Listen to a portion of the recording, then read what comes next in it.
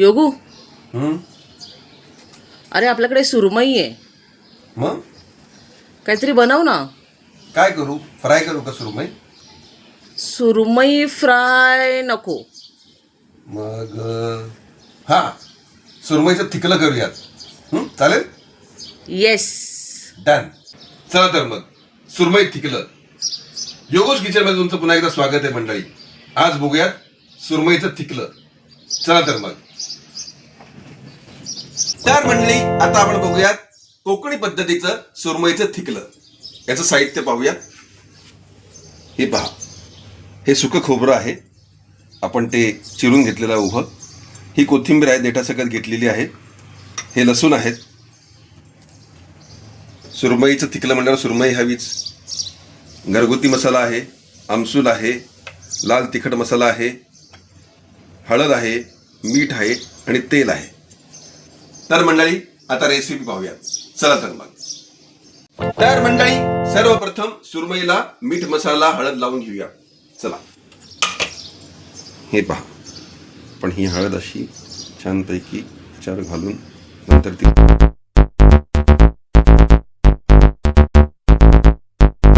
आता मंडळी, मीठ मसाला तिखट लावलेली सुरमई 5 मिनिटं आपण रेस्ट करूयात. आता आपण सुकं खोबरं खरपूस भाजून घेऊयात. चला तर मग.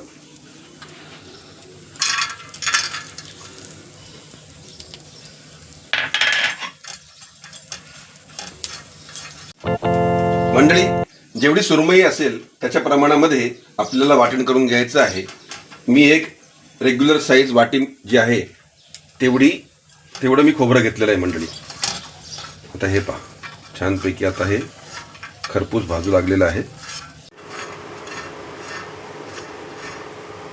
तर मंडळी, तिखलं जे असतं सुरमईचं ते छणछणीत असतं, त्यामुळे आपल्याला सुकं खोबरंच वापरायला लागतं. ओलं खोबरं तिखटाला मारतं, लक्षात ठेवा माता भगिनींनो.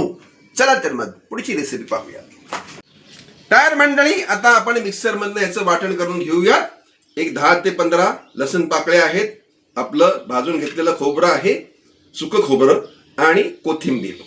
तर छानपैकी थोडंसं पाणी घालून याचं वाटण करून घेऊया. आणि सगळ्यात महत्वाची गोष्ट मंडळी, की हे जे कोकम आहे ते सुद्धा वाटणातनं मस्तपैकी ग्राइंड करून घ्यायचं, म्हणजे ते वाटणामध्ये एकजीव होतं आणि तिखल्याला म्हणजे सुरमईला ते व्यवस्थित लागतं. चला तर मग. तर मंडळी, तुम्ही बघू शकता अशा रीतीने आपलं वाटण वाटून झालेलं आहे. त्याला आपण आता फोडणी देऊया. चला तर मग. तर मंडळी, तुम्ही बघू शकता तेल तापवायला ठेवलेलं होतं. आता मी हे वाटण याच्यामध्ये घालतो आहे. परतवून घेऊयात मस्तपैकी. हे पहा. तर मंडळी, आता याच्यामध्ये आपण मसाले घालून घेऊयात. हे पहा, हळद 1 चमचा छानपैकी बसवून घेतलेली आहे. लाल मसाला, घरगुती मसाला 2 चमचे. हे पहा.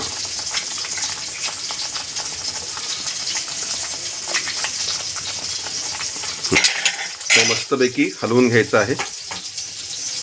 मसाला व्यवस्थित शिजून द्यायचा आहे मित्रांनो.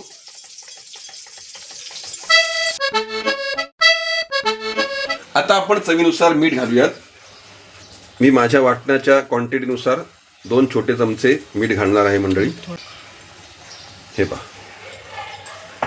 आणि या वाटणाचं पाणी जे आहे छानपैकी ते असं पसरवून घेतो आहे. ते छानपैकी हलवून घेऊयात. हे पहा, मस्त असं ढवळून एकजीव करायचं आहे ते सगळं. मंडळी, तुम्ही बघू शकता याला मस्तपैकी उकळी फुटलेली आहे. आता आपण याच्यामध्ये मच्छी घालून घेऊयात, म्हणजे आपली सुरमई.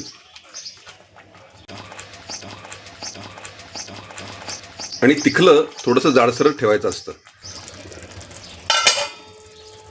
मंडळी, 5 मिनिटं झालेली आहेत. आता आपण उघडून पाहूयात. ओहो, वाह, काय स्मेल. असं वाटतं आत्ताच्या आत्ता सगळं खाऊन टाकावं. तोंडाला पाणी सुटलेलं आहे मंडळी. आणि आपलं तिखलं सुद्धा उकळलेलं आहे. कोकणी पद्धतीचं आपलं तिखलं सुद्धा उकळलेलं आहे मित्रांनो. कोकणी पद्धतीचं सुरमई तिखलं नक्कीच करून पहा मंडळी. Ready to eat. आता काय झालं, तोंडला एवढं पाणी सुटतं, काय सुधारत नाही काय बोल. रेडी टू ईट सुरमई तिखलं. ढँटाणॅंग. तर मंडळी, अशा रीतीनं आपलं कोकणी पद्धतीचं सुरमई थिकलं तयार झालेलं आहे. जरा आपण चाखून पाहूयात. छानपैकी भाकरी आणि हे तिखलं.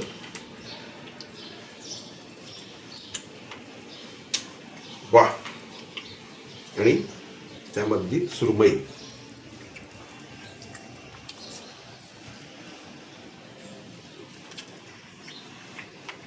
हो हो हो हो मंडळी, सुरमई छान शिजलेली याच्यामध्ये. आणि आपलं ते वाटण जे तुम्ही सगळं पाहिलं, त्याची चव इतकी छान मुरली आहे मंडळी. ते थिकलं जे आहे, ओ कोकणी पद्धतीचं सुरमई थिकलं हे करून बघण्यासाठी हा व्हिडिओ नक्की पहा, इतरांनाही पाठवा. अशाच रेसिपीज पाहण्यासाठी, खाण्यासाठी योगूज किचनला लाईक करा, सबस्क्राईब करा, कमेंट करा, व्ह्यू करा मंडळी. आणि खात रहा, सुखात रहा. योगूज किचन, कोकणी पद्धतीचं सुरमई थिकलं. वाह.